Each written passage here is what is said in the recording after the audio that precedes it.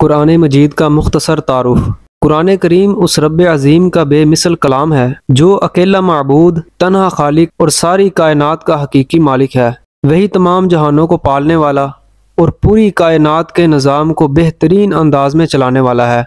दुनिया व आखिरत की हर तरह की भलाई हकीकी तौर पर उसी के दस्ते कुदरत में है और वो जिसे जो चाहता है अता करता है और जिसे जिस चीज़ से चाहे महरूम कर देता है।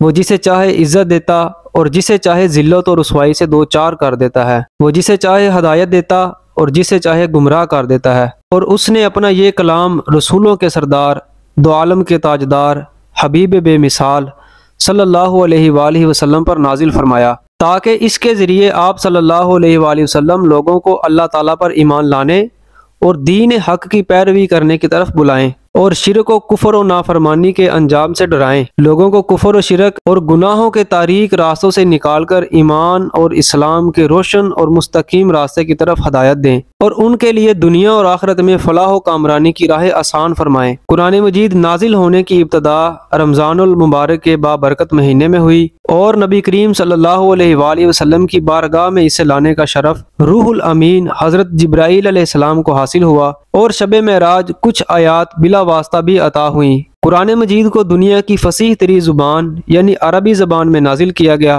ताकि लोग इसे समझ सकें और अरब के रहने वालों और कुफारे कुरैश के लिए कोई उज़र बाकी ना रहे और वो ये न कह सके कि हम इस कलाम को सुनकर क्या करें जिसे हम समझ ही नहीं सकते। कुरान मजीद को तुरात और अंजील की तरह एक ही मर्तबा नहीं उतारा गया बल्कि हालात व वाक़यात के हिसाब से थोड़ा थोड़ा करके तकरीबन 23 साल के अरसे में इसे नाजिल किया गया ताकि इसके अहकाम पर अमल करना मुसलमानों पर भारी ना पड़े और नबी करीम सल्लल्लाहु अलैहि वसल्लम के कल्बे अतहर को मजबूती हासिल हो। और ये अल्लाह ताला का अपने हबीब सल्लल्लाहु अलैहि वसल्लम की उम्मत पर बहुत बड़ा एहसान है। कुरान अजीम के बेशुमार नाम हैं जो कि इस किताब की अजमत और शरफ की दलील हैं। उनमें से 6 मशहूर नाम ये हैं: कुरान, बुरहान, फुरकान, किताब, मुसहफ, नूर।